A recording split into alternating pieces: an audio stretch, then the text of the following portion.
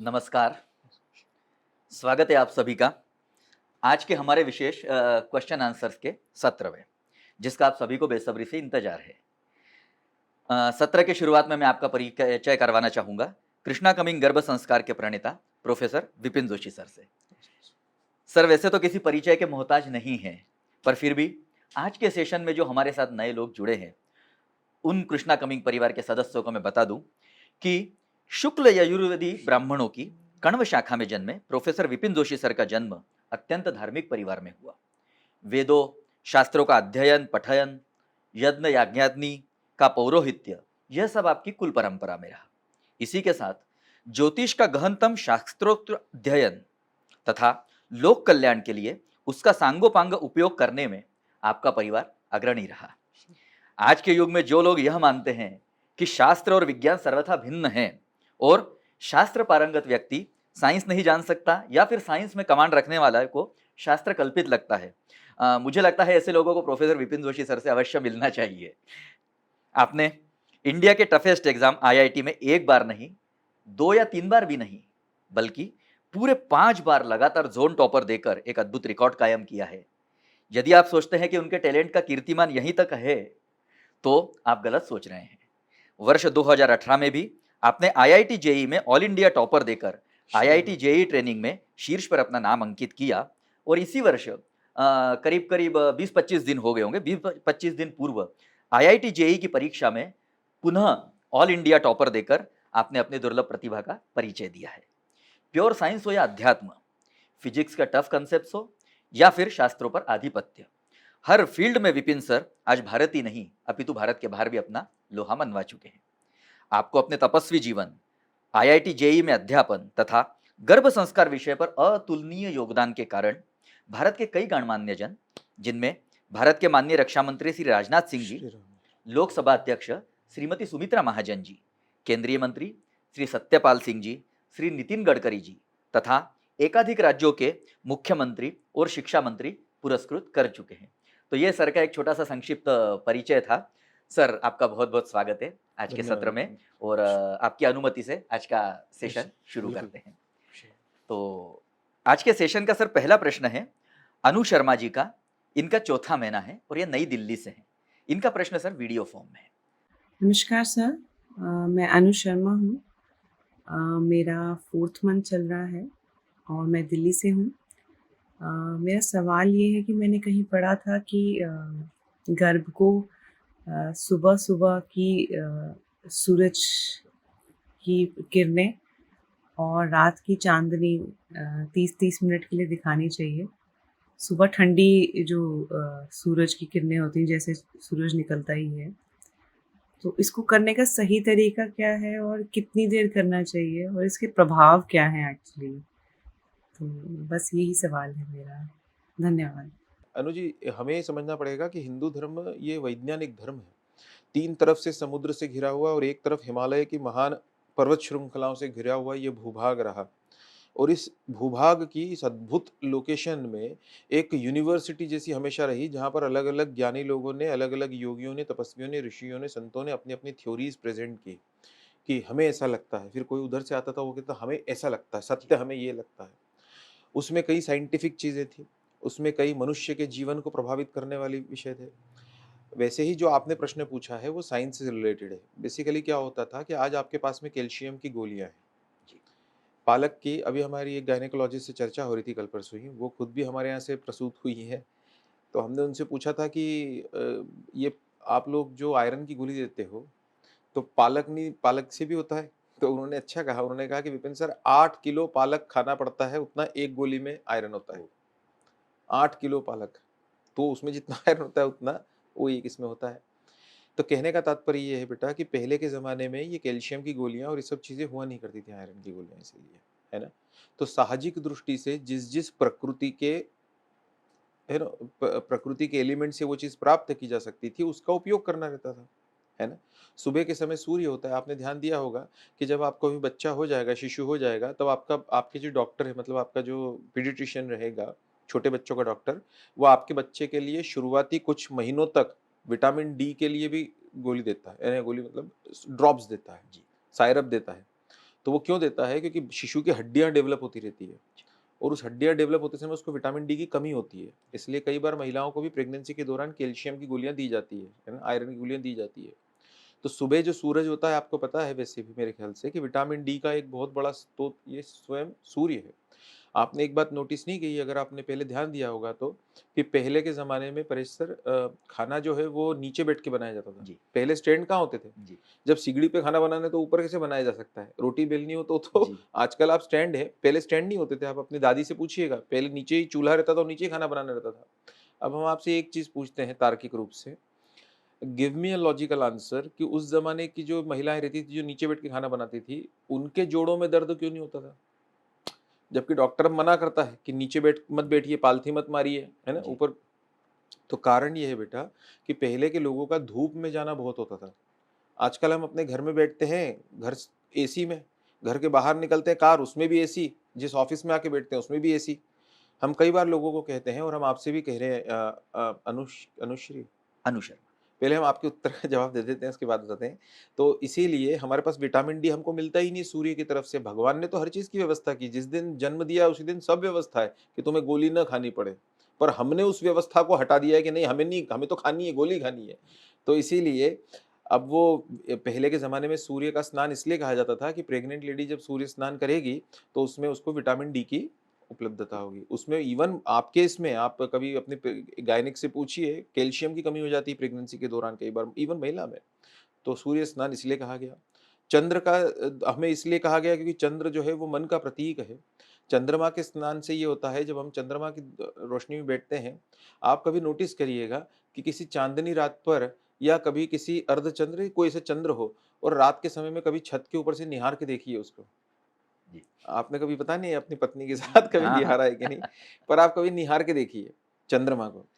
इतना सुंदर लगता है कभी-कभी वो हल्का-सा उसका कभी-कभी एक वो येलोइश टच रहता है उस चंद्र में, है ना? जी तो इसीलिए सारे आप देखेंगे फ़िल्मी गाने भी जो है वो चंद्रमा पे बने हैं, है ना? जी आधा है चंद्रमा हाँ रात हाँ आधी और अन्य-अन्य।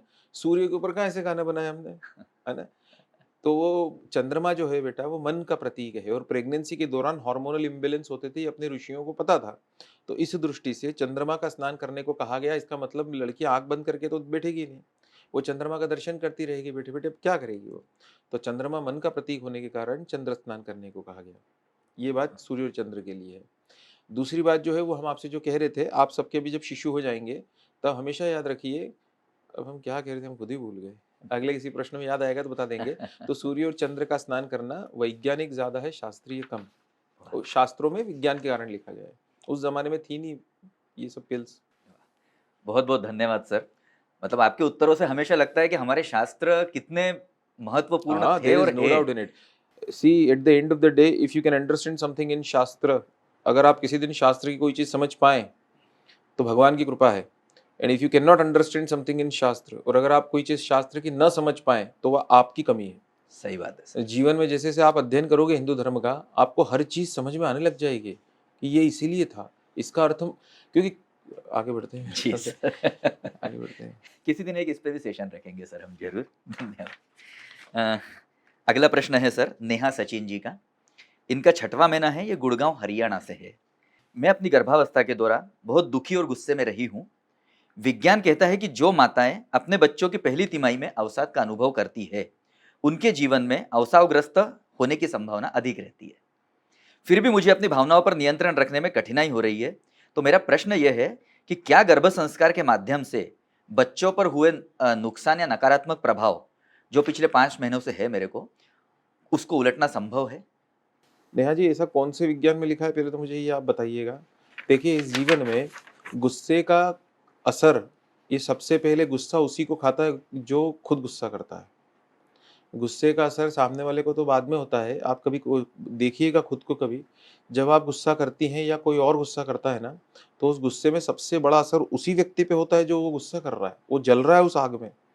तो गर्भावस्था के इतर भी, this is aloof of pregnancy, apart from pregnancy, it affects everyone in the life. जहाँ तक आपकी बात है कि पहले 3 महीने में गुस्सा करने से बच्चा ऐसा होता है, पूरी ही गर्भावस्था के दौरान आपकी ये बात सच है कि गर्भावस्था में माँ अगर शांत रहेगी तो उसका असर शिशु पे होगा, और अगर वह अशांत होगी तो उसका असर शिशु पर होगा। पर हम हमेशा जीवन में लोगों को एक चीज़ कहते हैं, और वो ये कहते हैं कि अगर मान लीजिए कि आपकी एग्ज़ाम 12 महीने बाद होती है, ऐसी कुछ है ना, 10 महीने बाद होती है। अब आपने शुरुआत के 5 महीने खो दिए, तो फिर एक योग्य विद्यार्थी का क्या कर्तव्य होना चाहिए? अगले 5 महीने सँभाले, उसके ऊपर बहुत मेहनत करे, जी, है ना? और बाकी तो भगवान के हाथ में है, यू नेवर नो। जी, सी, हम अपने स्टूडेंट्स को हमेशा कहते थे, आईआईटीज़ को पढ़ाते समय कहते हैं अभी भी, कि जब तक तुम एग्जामिनेशन हॉल के बाहर आ जाओ तो ठीक है, जब तक तुम आईआईटी के रिजल्ट के दिन अपना रोल नंबर भर के एंटर की प्रेस करके, है ना, ते जी, वेबसाइट असते ना जी, ज्याच्यावर जिस पे अपना रिजल्ट देखना होता है, उसमें अपना रोल नंबर भर दीजिए, एंटर की प्रेस करिए, वो ऐसी वो घूमती है, उसकी रिबफरिंग होती है, और जिस दिन वो फ्लैश हो जाता है उस दिन तक हर बच्चा उतनी ही आईआईटी सिलेक्शन होने की रेस में है। सच है कि नहीं है? सही बात। तो फिर ये अभी से अपने मन में नेगेटिव थॉट रखना कि मेरे 3 महीने चले गए, 4 महीने चले गए।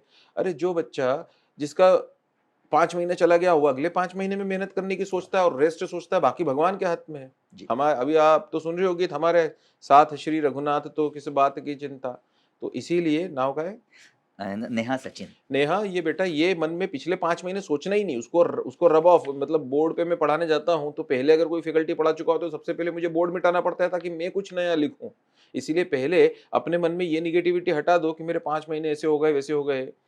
किसी बच्चे को उसके पिताजी अगर 11th में जोर जबरदस्ती दे के मैथ दिला देते थे, तो होता ये था कि वो बच्चा 12वीं में भी आ जाता था ना, और कम नंबर आते थे उसके खुद के कारण कि कुछ पढ़ाई नहीं करता था, घूमता फिरता रहता था, तो वो अपने पिताजी को ये कहता था कि कम नंबर इसीलिए आए क्योंकि आपने 11वीं में जी, मैथ्स दिला दिया था ना।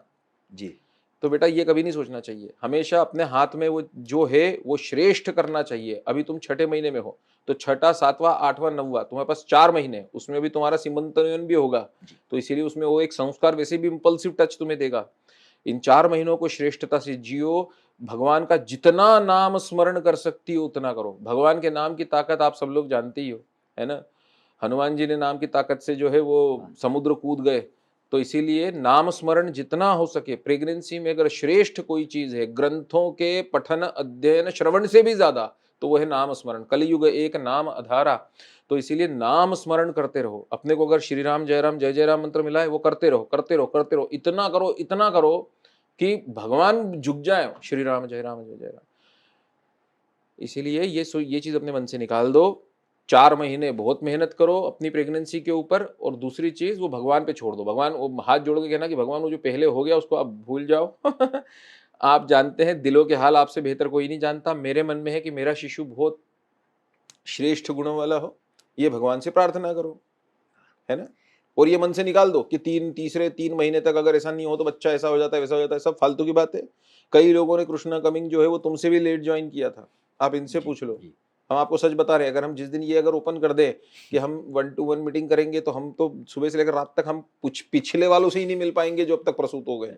तो ये अपने मन से निकाल दो, फालतू की बातें सारी। श्री भगवान का यह वीटो अधिकार है, कुछ नहीं होता, ये सब फालतू की बात। अच्छा, लेकिन अब अगले 4 महीने मेहनत करो। भगवान कर प्रयत्न इति परमेश्वर शास्त्र कहता है, साफल्य इति परमेश्वर नहीं कहता। प्रयत्नों में परमेश्वर का वास है, प्रयत्न करना चाहिए। बहुत बहुत धन्यवाद सर। आपको आपके प्रश्न का उत्तर मिल गया होगा। और जिस दिन आप प्रसूत होंगी, डिलीवरी होगी और शिशु तेजस्वी जन्मेगा, वो आंगन में खेलेगा कूदेगा, जब वो आपको, उस दिन आप सब भूल जाएंगे कि मेरा कौन सा क्रोध था और कौन सा नहीं था। शिशु के जन्म के माध्यम से अपना क्रोध कम करने की कोशिश करो, इसलिए नाम स्मरण करो। वाह! बहुत बहुत धन्यवाद सर। अगला प्रश्न है सर स्वागतिका मोहंती जी का। इनका 8वां महीना है सर। ये उड़ीसा से है और इनका प्रश्न वीडियो फॉर्म में है। नमस्कार सर। मेरा प्रश्न यही है कि सर मैंने अपनी ज़िंदगी में कोई भी सफलता हासिल नहीं की है, ना ही मेरे अंदर कोई भी टैलेंट है, लेकिन मैं चाहती हूँ कि मेरे बच्चे में टैलेंट हो और वो संस्कारित हो और वो एक अच्छा इंसान बने। और आप तो चेहरा भी देख के बताते हैं कि गर्भशिशु में अच्छा प्रभाव है या कैसा, तो मुझे भी बताएं कि मेरे गर्भशिशु में अच्छा गुण है या नहीं। स्वागतिका जी, पहले तो श्री कृष्ण भगवान का नाम आपने सुना है ना? हाँ, ठीक है। उनके गुण पता है? हाँ। यशोदा के बारे में क्या सुना था? या श्री कृष्ण की माँ जो थी उनके बारे में आपने क्या सुना है? देवकी के बारे में उनके क्या गुण थे, आप मुझे बताइए देवकी के। अगर मैं आपसे देवकी के गुण पूछूं तो आपको देवकी का एक भी गुण नहीं पता है, लेकिन श्री कृष्ण गुणों के अंबार वाह, है ना।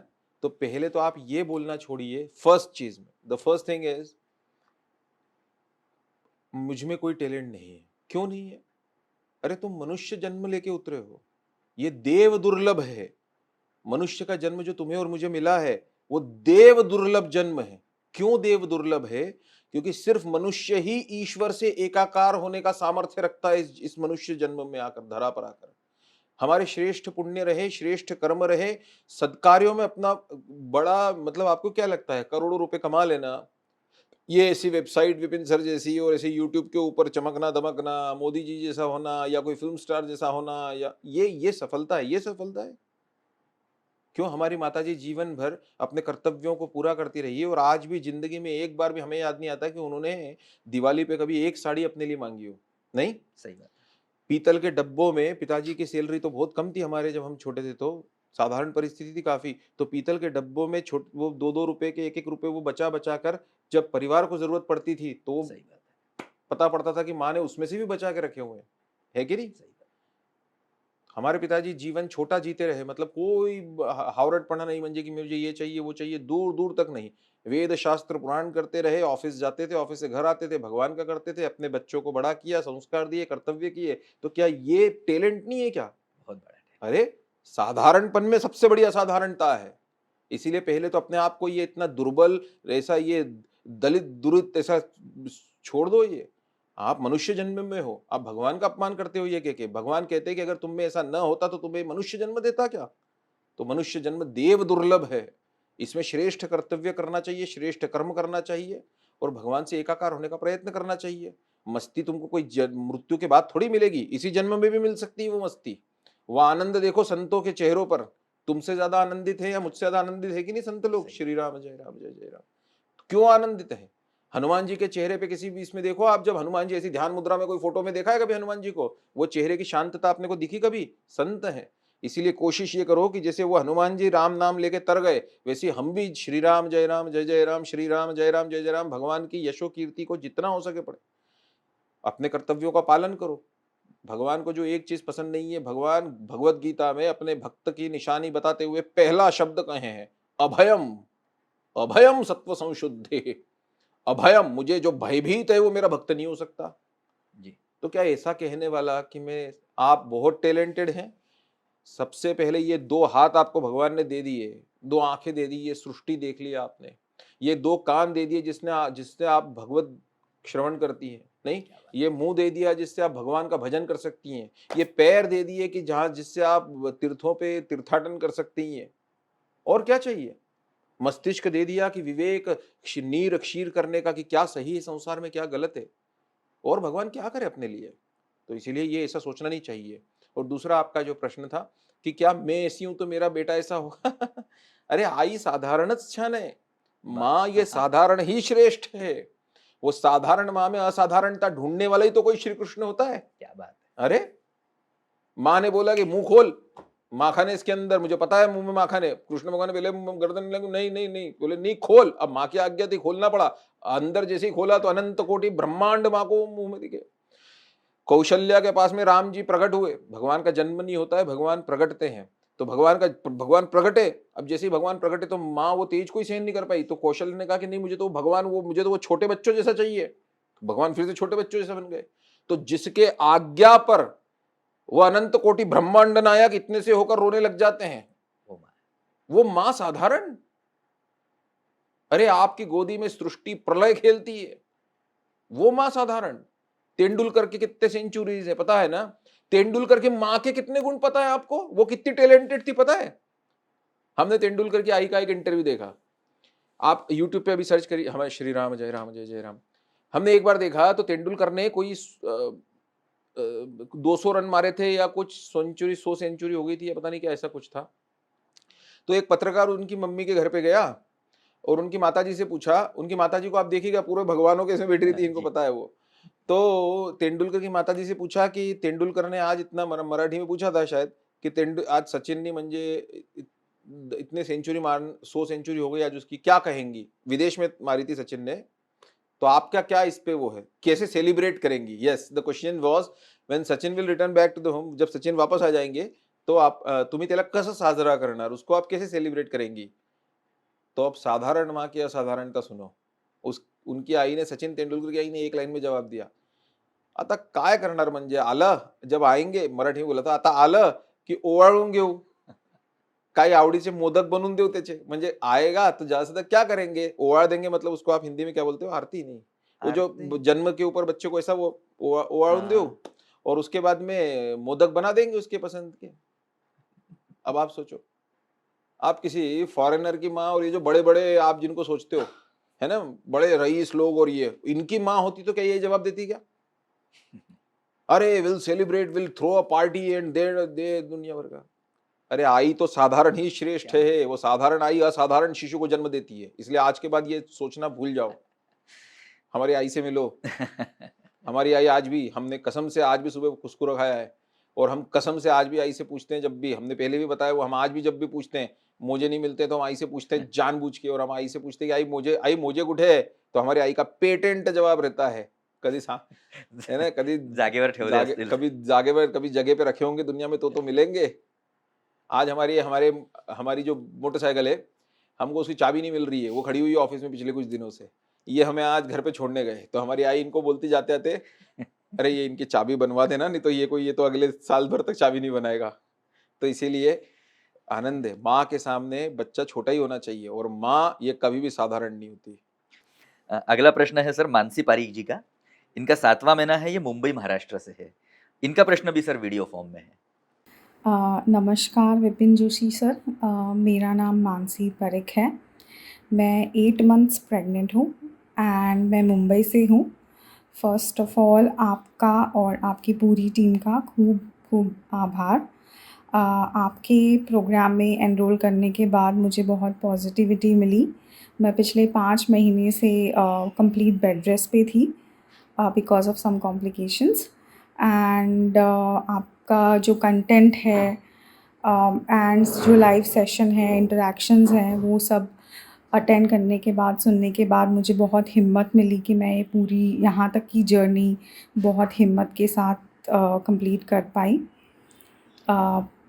मेरा question is related to Ramayan. So when Sita ji was pregnant with twins, she was exiled in forest to live in ashram. उनके husband Ram ji was a protector. He was a great person. Then उन्होंने उनको क्यों जाने दिया, and why he did not think about any other solution than letting her go. Thank you so much. Mansi, Ramayan का ये प्रश्न बहुत लोग पूछते हैं. क्या होता है कि जीवन में जो परिभाषाएं हमारे लिए सही और गलत की है ना, हम वही चीज देखना सुनना चाहते हैं और उसी को सही गलत मानते हैं. हम आपसे एक प्रति प्रश्न करते हैं.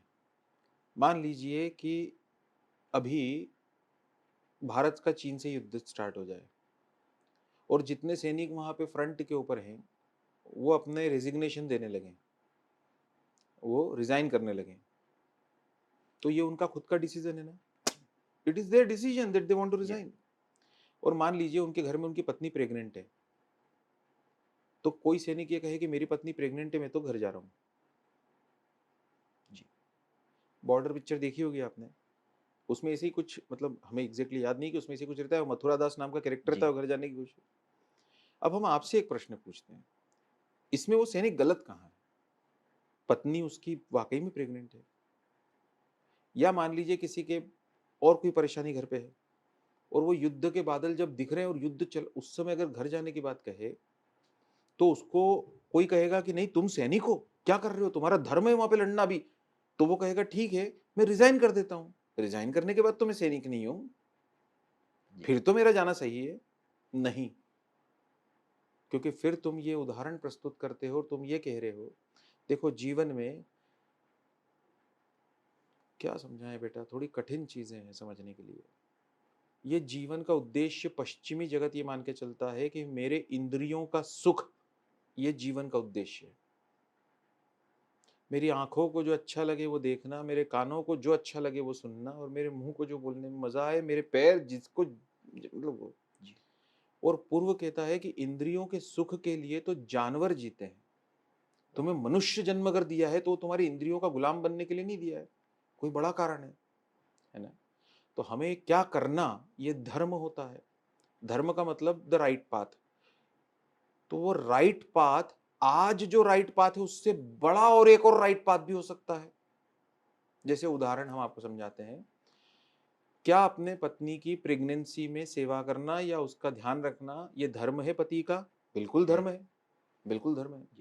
लेकिन युद्ध के बादल हो जाए और मैं सैनिक हूं और मेरे ऊपर कर्तव्य देश का भी एक, अब मेरा धर्म दो धर्म हो गए, एक मेरा पति धर्म और एक मेरा सैनिक वाला धर्म, मातृभूमि की रक्षा करना। तो अब इन दो धर्मों में से जब एक का चुनाव करना हो, तो जो वृहत धर्म है जिसका असंख्यों संख्य जीवनों पर प्रभाव होगा, उसमें मैं मेरे घर के सुख की तिलांजलि दे सकता हूं, उसको रिस्क पे रख सकता हूं, पर मैं जिस एक सैनिक के पद पर हूं, दायित्व पे हूं, मैं उसकी तिलांजलि नहीं दे सकता, है ना। यही कारण है। तो क्या ऐसा कहते समय सैनिक उसके पत्नी को प्रेम नहीं करता जो प्रेग्नेंट है? नहीं करता है ना। पर वो धर्म पर खड़ा है। धर्म कहता है कि अपने स्वग्रहे पूज्यते मूर्ख, खुद के घर की पूजा करने वाला, वो हम रहने दीजिए, बोला इसमें चले जाएंगे पूरा। जब आपका धर्म वृहत हो जाए, बड़ा हो जाए, तो छोटे धर्म की तिलांजलि देनी पड़ती है। वैसे ही बेटा, अब जैसे एक और उदाहरण देते हैं, हमारे घर पे बच्चे जन्मे, जब पहला शिशु जन्मा तब हमने कुछ समय बाद अपने पत्नी से शिकायत की। वो शिकायत ये थी कि आजकल तुम मेरे ऊपर ध्यान ही नहीं देती हो। श्री राम जय राम जय जय राम। तो अब वो पहली प्रेगनेंसी थी, तो स्वाभाविक है, पहला अनुभव रहता है, तो महिला भी बेचारी एकदम उसको समझ में नहीं आता। तो हमने कहा कि तुम हम पे ध्यान नहीं देती हो। तो हमारी पत्नी ने उत्तर दिया कि अब हमें ज्यादा ध्यान उस पर देना पड़ता है, पूरे दिन भर उसका ही चलता रहता है, वो प्रेगनेंसी में जस्ट। तब हमें समझ में आया कि सही बात है, वो धर्म अभी, उसका बड़ा धर्म अभी वो हो गया, क्योंकि वो समय के आधारित पे धर्म होता है ना। वैसे ही बेटा, जब राम जी को सीता जी को वनवास भेजना पड़ा, तब राम जी पति ने सीता जी को वनवास नहीं दिया है, राजा राम ने उसी राज्य के प्रजा के अंदर से किसी एक व्यक्ति को कहा है। ये दो में अंतर करना सीखो। एक व्यक्ति 2000, लोग कहते हैं कि प्यार का प्रतीक, सच्चे प्यार का मॉन्यूमेंट ताजमहल है। हम कहते हैं कि तुम्हें शर्म आनी चाहिए जी, है ना। उस व्यक्ति ने ताजमहल बनवा के फिर से शादी कर ली दूसरी से, और जो बनवाया मजदूरों से बनवाया, और सब अपने पैसे खर्चे किए, और क्या किया? नहीं, इसके अलावा तो कुछ नहीं किया। हमें समझ में नहीं आया इसके अलावा क्या है। लेकिन एक व्यक्ति की कल्पना करो, जो चक्रवर्ती सम्राट होकर जब उनकी पत्नी को पंचवटी नासिक से जब रावण ने हर के ले गया तपोवन से, दंडकारण्य से, तो उसके बाद में वो व्यक्ति 2000 किलोमीटर पैदल चल के श्रीलंका गया। वो व्यक्ति तापस वेश में, एक सैनिक उसके साथ नहीं, लेकिन अपने धर्म पर इतना अडिग कि वो वापस से अयोध्या नहीं लौटा कि पत्नी गई, एक काम करते अपन तो वापस चलते हैं। नहीं, पत्नी की रक्षा करना है। वो वापस से अयोध्या उन्होंने लक्ष्मण को नहीं पहुंचाया कि वहां से सैनिक लेके आओ, नहीं, उसमें भी धर्म रखा। क्या वचन दिया है, ये धर्म है रघुकुल का, कि वचन दे दिया, पीछे नहीं हटेंगे, कि 14 वर्ष तक वापस नहीं आऊंगा, है ना। अयोध्या से ना ही ये सत्य है त्रिवार, भगवान कहते त्रिवार सत्य की वापस नहीं आऊंगा, धर्म पर रहे। और 2000 किलोमीटर एक व्यक्ति, गर्व की अनुभूति करो जब राम जी का नाम लेते हो, तो वो प्रेम में गया है। वहां से समुद्र रो रो के विनती करी है उसने, हे खग हे मृग हे मधुकर श्रेणी, तुम देखी क्या सीता मृग नयनी। हे पक्षी, हे पशुओं, हे वन कंदराओं, हे लताओं, क्या तुमने मेरी सीता को कहीं देखा? जटायु मिले, जटायु को उन्होंने स्वयं ने दाह संस्कार करा। जटायु कौन है? गिद्ध, शवों को नोच के खाने वाले, उनको स्वयं दाह संस्कार किया कि तूने मेरी सीता के रक्षा के लिए अपने प्राण उत्सर्ग कर दिए, तू मेरे लिए पुण्यात्मा है। ये कह के वो व्यक्ति चलता गया। झूठे भेर शबरी के अपन बोलते हैं कि नहीं, असंख्यो संख्य कष्ट सहे, समुद्र पार करा, उसके बाद रावण से लड़ा, लेके फिर सीता को आए।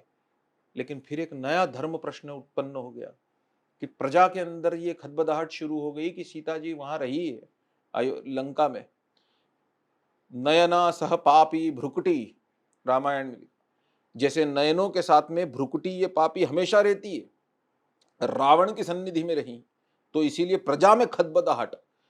तो फिर राजा ने अपना धर्म निभाया और श्री रामचंद्र भगवान निर्णय लिया कि प्रजा को अगर मेरे किसी इससे दुख है, प्रजा को अगर मेरे किसी चीज से अगर खदबदाहट है, तो मुझे उदाहरण श्रेष्ठ प्रस्तुत करना पड़ेगा। उन्होंने, याद रखो, जो कहते हैं कि राम ने सीता का त्याग किया, मेरा उनसे प्रति प्रश्न है कि तुम राम और सीता को अलग मानते हो क्या? जी। राम के जीवन से सीता शब्द हट जाए तो सिर्फ और सिर्फ कर्तव्य शेष है। उस व्यक्ति के जीवन में, राम के जीवन से यदि सीता हटा दिया जाए तो याद रखिए वो सारी शक्तिहीन हो गए, वो तेजहीन हो गए। क्योंकि हम राम रक्षा में भी कहते हैं ना, सीता शक्ति, कि राम रक्षा की शक्ति सीता है, राम नहीं। मजे की बात। तो इसीलिए ये भी याद रखो कि सीता जी के वियोग का दुख राम को भी उतना ही है जितना सीता जी को। इसीलिए पहले तो ये सोचना छोड़ दो। दूसरा, हम आपको एक बात कह दें, सीता जी भावावेग में श्री राम जय राम जय जय राम, अगर न होता ऐसा कि राम जी वनवास देते तो सीता जी खुद जाके राम जी को कह देती थी कि आपके नाम पर कोई प्रश्न चिन्ह उठाए, मैं जिस रघुकुल की बहू बन के आई हूं उसके ऊपर कोई प्रश्न चिन्ह उठा ले कल को, ये मुझे मंजूर नहीं है, कोई संदेह ना रहने दो। हमारी मां यही करती, श्री राम जय जय राम। अरे जिसको रावण आके डरा के गया भयानक अशोक वाटिका में, अशोक वाटिका में, हम हमेशा लोगों से कहते हैं तुम श्री राम जय जय राम। राम जी को सेना लेके जानी पड़ी, पूरे वानरों की जानी पड़ी रावण से लड़ने के लिए। अरे सीता जी ने तो घास तोड़ ली और यूं कर दिया, रावण कुछ न कर सका उसके बाद में। क्या बात करते हो, सीता जी दुर्बल है? श्री राम जय जय राम। हनुमान जी जब वहां पर आए अशोक वाटिका में, और हनुमान जी ने जब सीता जी की स्थिति देखी, बहुत द्रवित हो गए हनुमान जी, रोने लग गए, बोले मां आप मत चिंता करो, मैं आपको अभी ले चलता हूं। सीता जी जैसे ही हनुमान जी को मिली, सीता जी का पहला प्रश्न हनुमान जी से क्या है, कभी रामायण पढ़ो तो सही सनातन धर्मियों। सीता जी का पहला प्रश्न था हनुमान जी से, मुझे याद करते हैं क्या? कभी उन्हें मेरी याद आती है? हनुमान जी इतना सुनते से रो दिए। और क्या कहा है, पढ़ो रामायण में, बेटा मां को कह रहा है, मां पिताजी भी उतना ही रोते हैं, बहुत दुखी है। और हनुमान जी ने जब सीता जी का दुख देखा, रावण ने रावण को देख लिया था इतनी तकलीफ दे रहा सीता जी को, क्योंकि हनुमान जी ऊपर बैठे हुए थे जब रावण आ गया था। तब हनुमान जी ने सीता जी को कहा कि मां मैं अभी ले चलता हूं आपको, ये रावण क्या है, रावण चाहिए, मैं अभी ले चलता हूं आपको, आप बैठिए मेरे पीठ पे, मैं अभी ले चलता हूं। सीता जी ने क्या उत्तर दिया है पता है आपको? पर पुरुष का स्पर्श ये मुझे स्वीकार नहीं है। अरे मैं लंका में आ गई हूं, पता नहीं कब जिंदगी में कभी भी मुझे वापस से कभी जाने को मिलेगा, मेरे पति कभी जीवन में आ पाएंगे क्या, युद्ध किसको पता, अभी तो समुद्र लंघन भी नहीं हुआ था। पर सीता जी को उसी समय हनुमान जी ने ये कहा था कि मां अभी चलो मेरे साथ में, आप अभी वाल्मीकि रामायण पढ़ लीजिए। और मेरी मां का उत्तर देखिए, उस अरे जिसके पति पातिव्रत्य का साक्ष्य स्वयं अग्नि हो, उसको आप दुर्बल मत समझिए पहले तो। हाँ, मैं बस ये कह रहा हूं, राम जी ने जो किया वो राजा का धर्म था, पति का धर्म उससे नीचे है, इसलिए दो धर्मों में से एक धर्म राम जी ने चुना, वो था राजा का धर्म। इसलिए आज भी आप देखिए कितनी बार आप सुनते हैं, हम राम जी क्या बोलते हैं, राम राज्य बोलते हैं ना, है ना? आपने कभी सुना कृष्ण राज्य, शिव राज्य, कुछ भी सुना आपने ऐसा? आज भी हमारे यहाँ श्रेष्ठ राज्य की कल्पना वो राम की है ना? सब जन करहि परस्पर प्रीति चलत, है ना, चल ही निरत वेद श्रुत नीति।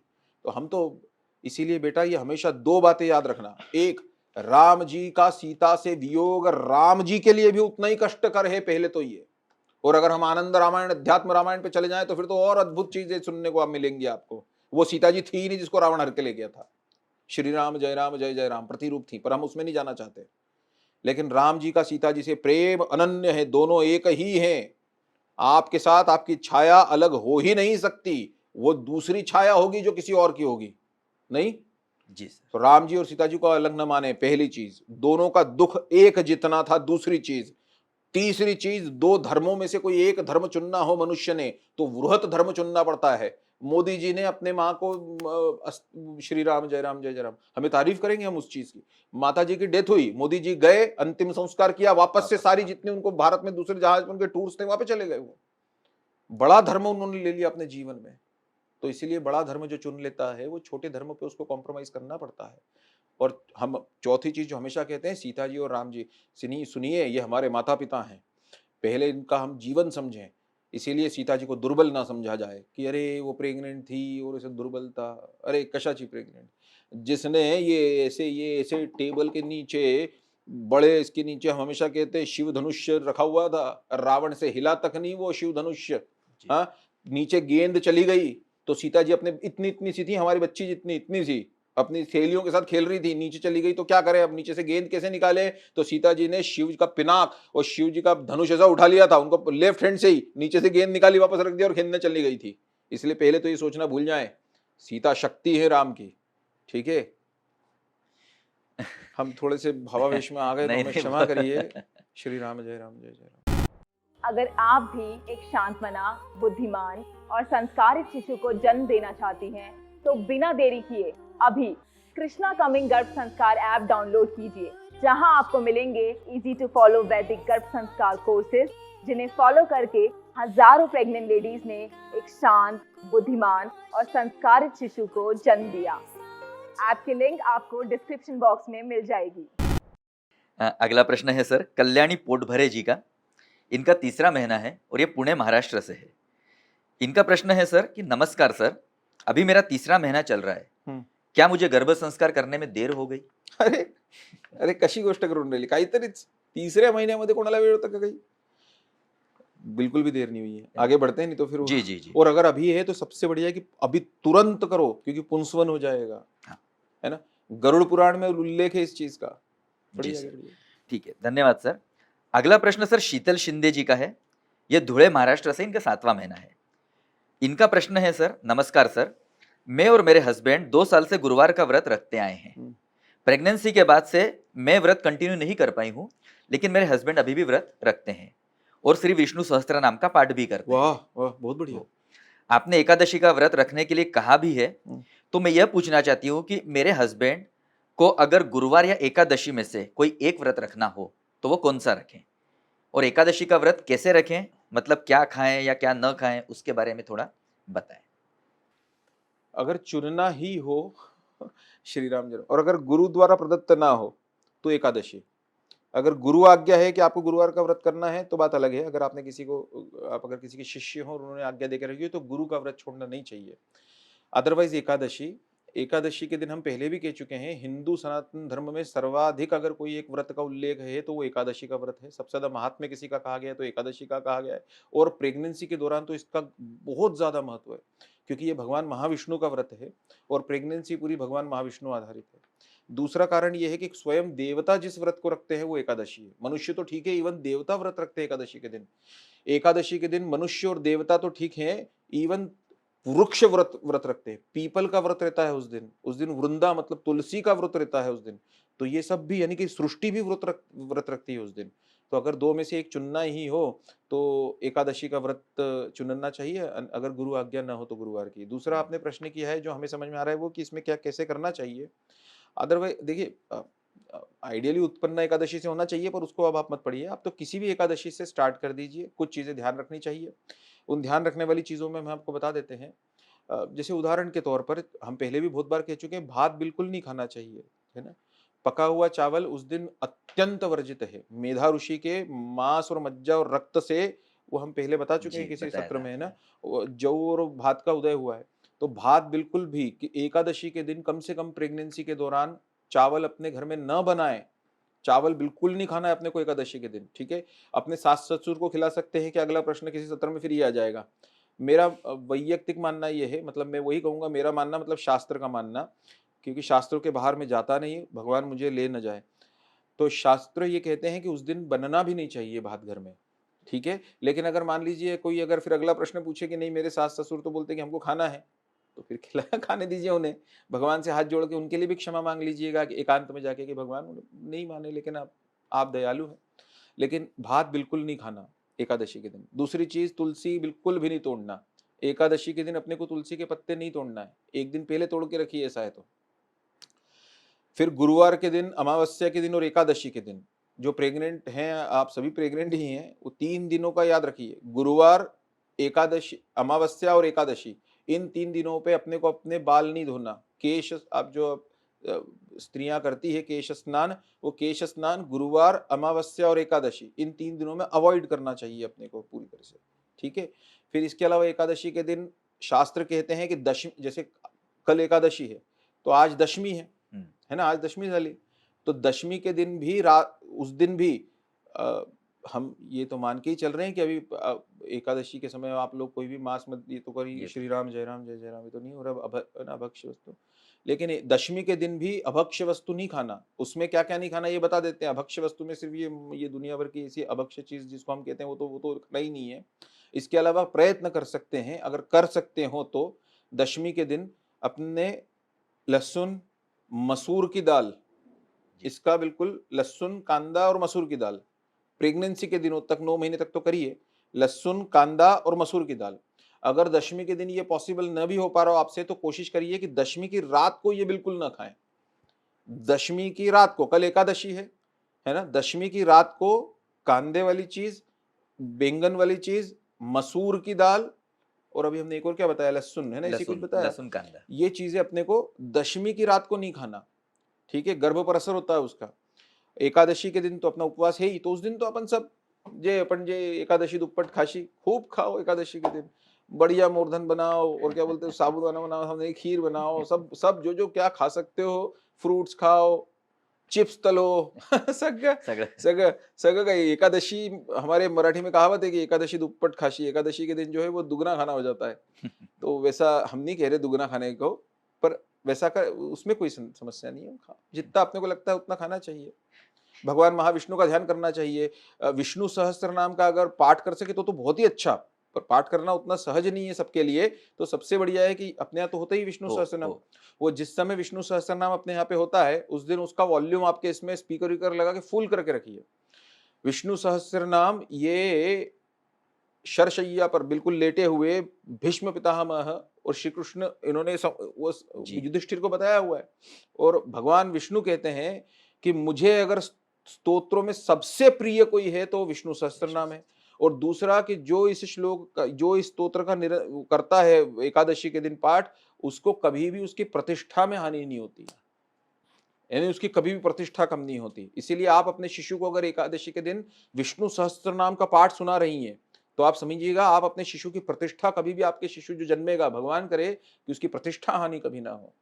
और वो अद्भुत स्पंदन है, वो आपके घर की निगेटिविटी दूर करते हैं। क्या होता है, श्री राम जय राम जय जय राम, श्री राम जय राम जय जय राम, श्री राम जय राम जय राम। एक बार सब भगवान के पावन नाम का घोष करें पहले, बोलिए गोपाल कृष्ण भगवान की जय।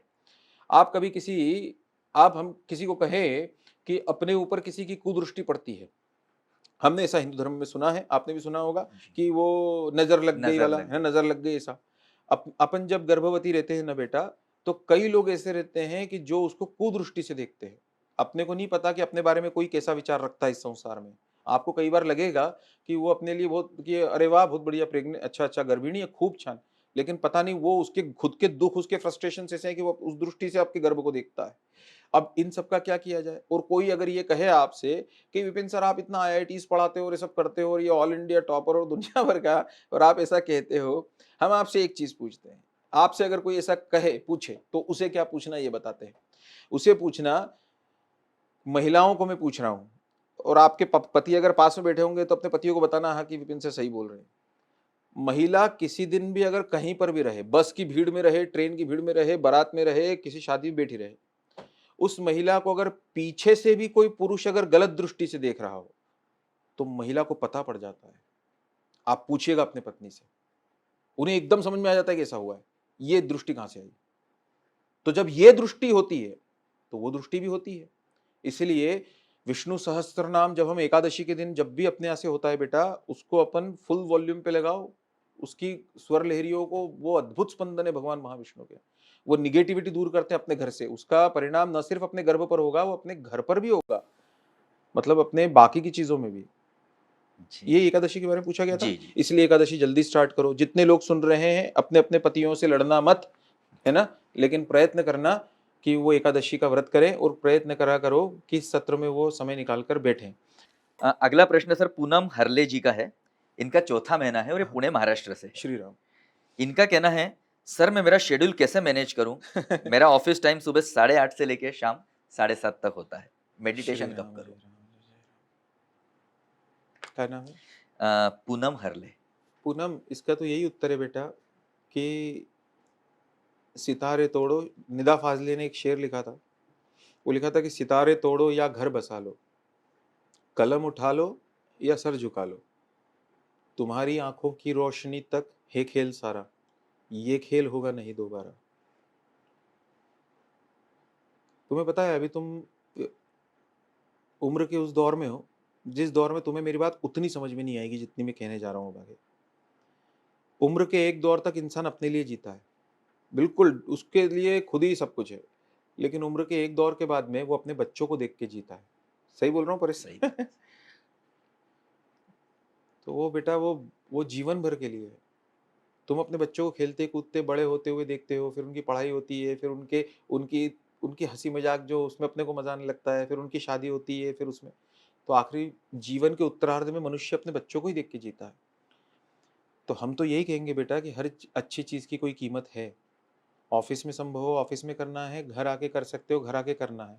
घर आए अपन, हाथ पैर मुंह धोए, अपन ने भगवान का किया, जो पता नहीं खाना खाने के बाद में मेडिटेशन वाले क्या कहते हैं उसके पहले, लेकिन अपने को करना है बेटा। अब इसके अलावा और कोई उत्तर नहीं है। कोई बच्चा अगर मेरा स्टूडेंट होता और मुझसे कहता कि सर दिन भर जो है मेरा कहीं और चले जाता है, मैं पढ़ाई कैसे करूं, तो मैं यही कहता कि पास होने के लिए तो पढ़ाई करनी पड़ेगी, है ना। जी तो इसका उत्तर यही है बेटा कि उस चीज़ की शिद्दत समझो। जिस दिन तुम महत्व समझ जाओगी ना, फिर ऑफिस में मुझे पता नहीं ऑफिस किस टाइप का ऑफिस है, अदरवाइज ऑफिस में हम जो कर सकते हैं वो ये कर सकते हैं क्या कि हम भगवान का नाम स्मरण कर लें, है ना। 108 बार नहीं कर सकते तो 28 बार कर सकते हैं क्या। अपने को मंत्र मान लीजिए मिला है कि श्री कृष्ण गोविंद हरे मुरारे मिला है मान लीजिए, या या देवी सर्वभूतेषु मिला है मान लीजिए, तो 28 बार एक माला करके अपन बस। लेकिन ये अपने आप को कि उस 28 बार तक में मेरे बॉस भी आ जाए मैं खड़ी नहीं होंगी, फिर ऐसे कोई एकांत के स्थान पर अपने अपने किसी सहकर्मी को बता के कर सकते हैं क्या। ये करना चाहिए। पति को अपना आग्रह करना चाहिए कि एकादशी करें, है ना, खुद को करने की जरूरत नहीं है। ये छोटी छोटी जो चीजें हैं ये अपन ने करना चाहिए, है ना। ये सारे ही जितने कृष्णा कामिंग में कराए जा रहे हैं वो सबका असर थोड़ा थोड़ा है, इसलिए पुंसवन सिमंतनयन करना चाहिए, सुप्रज करना चाहिए। ये तो ऑफिस की इसमें वो नहीं है। कल सब आगे निकल जाएगा बेटा, गोद में वो शिशु होगा, वो जो माँ बोल के जिंदगी भर बोलेगा ना। आज हम बता सकते हैं कि हम अपने घर जब पहुंचते हैं तो जो हम फाटक से आवाज लगाते हैं, अब आज ही हम बता देते हैं आपको। हम खाना खाने बैठे दोपहर को, अभी हमारी आई किसी कारण खाना बना रही है, क्योंकि हमारे घर की शिफ्टिंग चल रही है, इन्हें पता है, तो हमारी आई खाना बना रही है। अब जब वो जैसे हमने खाने में दाल पहला कौर लिया, आई काय वरण, आजचं वरण म्हणजे अप्रतिम, आज की दाल मतलब अप्रतिम बनी है। आई सारखं वरण नाही करू शकत कोणी। आई तुझ्यासारखं मतलब माँ आपकी जैसी दाल दुनिया में कोई नहीं बना सकता। हमारी आई को जो है ना ऐसा लगा जैसे वो वर्ल्ड कप का जो है वैसा, है ना, and the award goes to. तो क्या होता है बेटा, हम इसलिए कह रहे हैं जब तुम्हारा बच्चा हो जाएगा ना और जब तुम्हारा उपवास रहेगा, हम तुम्हें अभी छूट दे रहे हैं प्रेगनेंसी में, उसके बाद थोड़ी छूट देंगे, तुम्हें भी एकादशी करना है। अरे हिंदू धर्मी है हम लोग, विपिन जोशी का एकमात्र उद्देश्य थोड़ी है कल हम न रहे तो, हमें क्या पता आज 25 तारीख है, कल 26 तारीख को क्या होगा हम थोड़ी जानते हैं। भगवान की जो इच्छा वही होगा। लेकिन हमारे जाने के बाद में कई लोग जो है वो कितने लोगों ने एकादशी, है ना, हजारों लोगों ने अपने भारत में विदेशों में करना शुरू कर दी। तो हम सिर्फ ये कह रहे हैं बेटा कि अब तुम जिस दिन एकादशी करोगी, है ना, उस दिन तुम्हारा बच्चा शिशु हो, बेटा हो बेटी हो, वो उस दिन अगर तुम्हारे लिए कुछ फ्रूट काट के ले आए, या बाजार से यानी अपने स्कूल से आते समय या कोचिंग से आते समय तुम्हारे लिए कुछ वो खिचड़ी ले आए साबूदाने की, तब उस दिन तुम खुशी देखना कितनी होती है। तो ऐसे बच्चे करने के लिए बेटा कुछ तो प्रयत्न अपने को करना चाहिए, है ना। बिल्कुल, धन्यवाद सर। अगले प्रश्न की तरफ चलते हैं। अगला प्रश्न सर करिश्मा जी का है। इनका चौथा महीना है, ये नई दिल्ली से है, ठीक। और इनका प्रश्न सर वीडियो फॉर्म में है। हेलो सर, जय श्री कृष्ण। मैं करिश्मा न्यू दिल्ली से, अभी मेरा 4th मंथ चल रहा है मेरा क्वेश्चन था सर आपसे, मेरे जो हस्बैंड है वो गुस्से वाले नेचर के हैं। उनका गुस्से वाला नेचर की वजह से उनके मुंह से गालियां भी निकल जाती है। वो मेरे साथ कोई भी सेशन वगैरह अटेंड नहीं करते हैं, प्रार्थना वगैरह व्रत वगैरह उनसे नहीं हो पाते हैं। हवन उन्होंने अटेंड किया था अभी मेरे साथ, बट उनका ऐसा नेचर है, उनको बहुत जल्दी गुस्सा आ जाता है। उस वजह से मैं बहुत ज़्यादा परेशान रहती हूँ, वही विचार वही मन में चीज़ें चलती रहती हैं। तो इस चीज़ का मेरी बेबी पे क्या इम्पैक्ट जाएगा, तो आप इसके लिए मुझे प्लीज़ बताएं। और मैं आपसे ये भी रिक्वेस्ट करूँगी, क्या ऐसा मैं क्या कर सकती हूँ जिससे उनके मन में थोड़ा इंटरेस्ट हो, थोड़ी आस्था हो, उसके लिए भी मुझे बताएं। धन्यवाद। करिश्मा, ऐसा तुम्हें कुछ भी नहीं करना कि उनके अंदर इंटरेस्ट जागे। भगवान के मार्ग पर भगवान के अलावा कोई नहीं लगा सकता, एक। दूसरा, भगवान के भाव जिसमें दिखते हैं उसको देख के हमारी श्रद्धा जागती है ना। तो तुम ऐसी बनो कि जिसमें तुम्हें गुस्सा ना आए। मैं अपेक्षा कर रहा हूं कि तुम रिटेलिएट नहीं करती हो। अगर तुम रिटेलिएट ना करो तो कम से कम उनके मन में ये तो रहेगा कि ये व्यक्ति थोड़ा भिन्न है। अदरवाइज तुम भी रिटेलिएट करोगी तो ये भावना और बलवती हो जाएगी कि देखो तुम करती हो, तुम भी वैसी हो, और मैं नहीं करता, मैं भी वैसा ही हूँ जी, तो फिर क्यों करना। तो इसीलिए महाजनों ये न गतो पंथा, आप हमें तो सिर्फ हमें यही करना चाहिए कि हम हमेशा एक बात याद रखिए, शास्त्र ये कहते हैं कि जो हमें अपने लिए प्रिय ना हो वो दूसरों के लिए भी ना करें। आत्मनः प्रतिकूलानि परेशान समाचरेत, मनुस्मृति कहती है। आत्मनः प्रतिकूलानि, जो अपने को अच्छा नहीं लगता वो दूसरों के साथ भी ना करे। इसीलिए अगर तुम्हें उनका क्रोध पसंद नहीं तो तुम कम से कम क्रोध ना करना, ये पहली चीज। दूसरा प्रश्न कि पति के लिए ऐसा क्या करूं कि उन्हें हो जाए, हमने पहले ही बता दिया कि भगवान के अलावा भगवान के मार्ग पर कोई नहीं लगा सकता।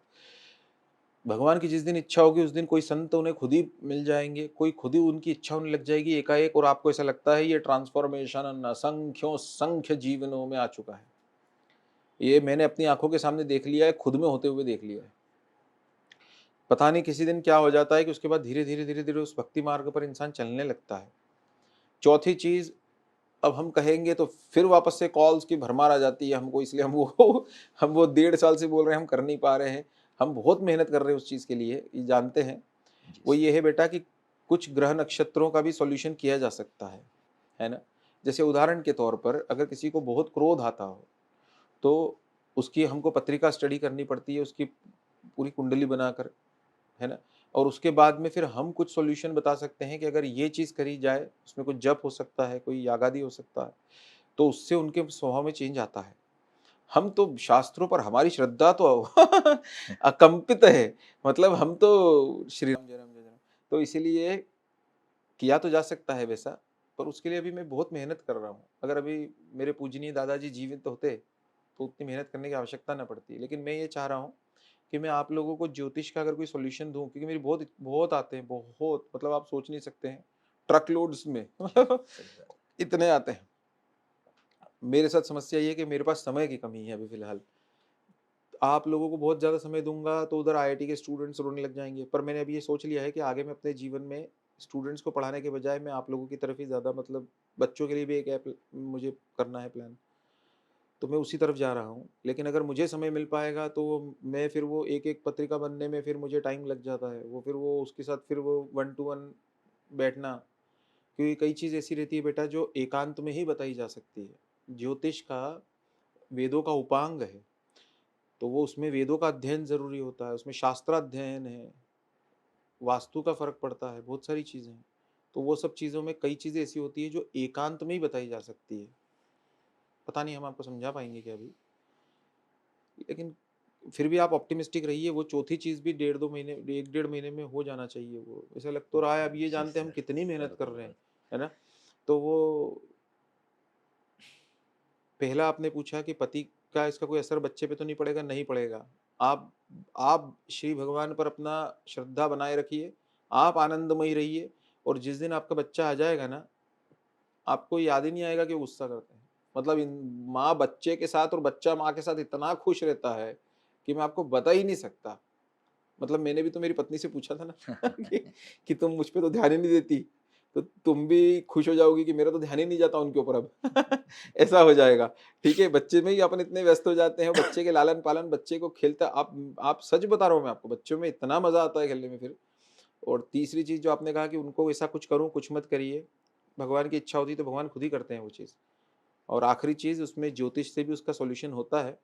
अभी बहुत व्यस्त चल रहा हूँ उसी चीज के कारण, मतलब इतना टूरिंग हो रहा है, इतना टूरिंग हो रहा है कि बस बेटा मैं तो बता, अभी पूजनीय गणेश्वर शास्त्री द्रविड़, उनसे भी संपर्क जी। के लिए हम कल गए थे कि अगर उनसे संपर्क हो सके, अन्य अन्य बहुत लोगों से। तो बस आप लोग ऐसी प्रार्थना करिए कि ये इतनी चीजें, जितने चीजों में हमने आगे बढ़े, भगवान ने हमें हर बिजनेस में बहुत सफलता दी। हमने एनटीएसी परीक्षा के ऊपर एक ऐप बनाया, वो भारत का सबसे हाईएस्ट विजिटेड ऐप बना। कैटलाइजर करा, हम 8 शहरों में कैटलाइजर को ले जाने में कामयाब हुए, अहमदाबाद, सूरत, वडोदरा, नागपुर, नासिक, ग्वालियर, भोपाल, सब। हमने आईआईटी गुरुकुलम स्थापित किया 16 एकड़ में, तो विदेशों के बच्चे वहां पर आके रहने लग गए, इतनी ज्यादा वो उसको भी था। गर्भ संस्कार के ऊपर अभी चल ही रहा है। तो हम बस अब ये चाह रहे हैं कि ज्योतिष का हम कुछ ऐसा करें कि वो मठ हो, वो हमारे साथ दिक्कत क्या है बेटा, क्या नाम है? करिश्मा। करिश्मा, मेरे साथ एक व्यक्तिगत प्रॉब्लम क्या है कि मैं जब तक संतुष्ट ना हूं, तो मैं चाहूं तो मेरे पास इतने सारे एम्प्लॉयज हैं, सैकड़ों में, बहुत सारे बिजनेसेस में, किसी को भी भेज सकता हूं कि ज्योतिषियों को ढूंढो, अलग अलग दिशाओं में भेज सकता हूं। लेकिन मैं खुद जाता हूँ 46 डिग्री तापमान में, खुद ही जाता हूँ, क्योंकि मैं भरोसा नहीं कर सकता।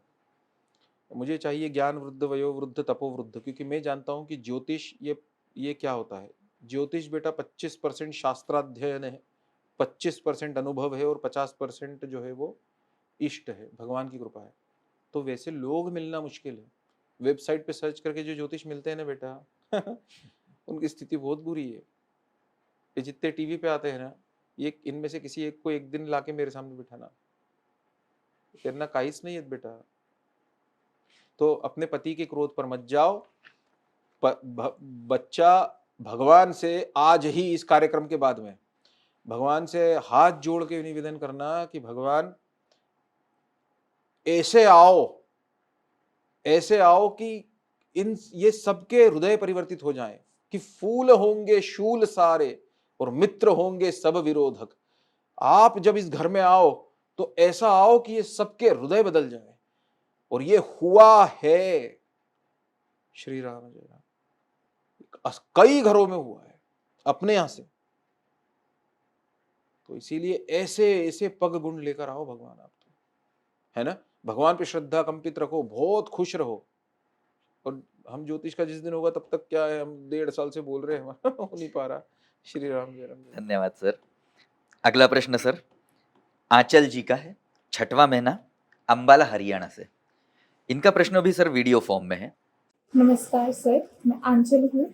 मैं भी अपनी 6 मंथ ऑफ प्रेगनेंसी में हूँ, फ्रॉम अंबाला हरियाणा, इंडिया।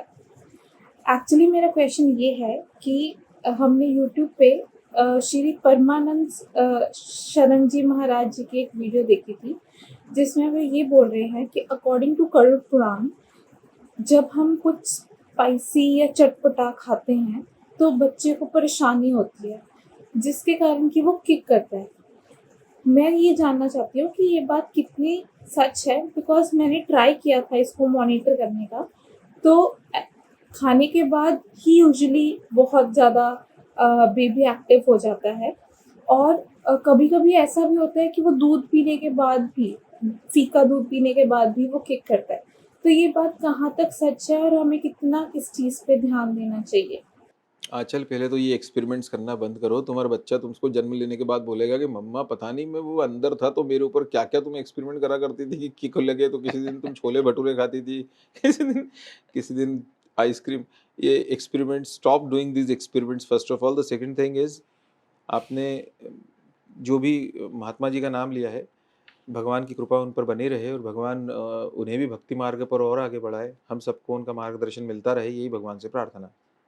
हमें महात्मा जी का नाम समझ में नहीं आया जो भी आपने कहा, लेकिन आग्रह से कहना, थोड़ी विनती से कहना चाहेंगे कि गरुड़ पुराण में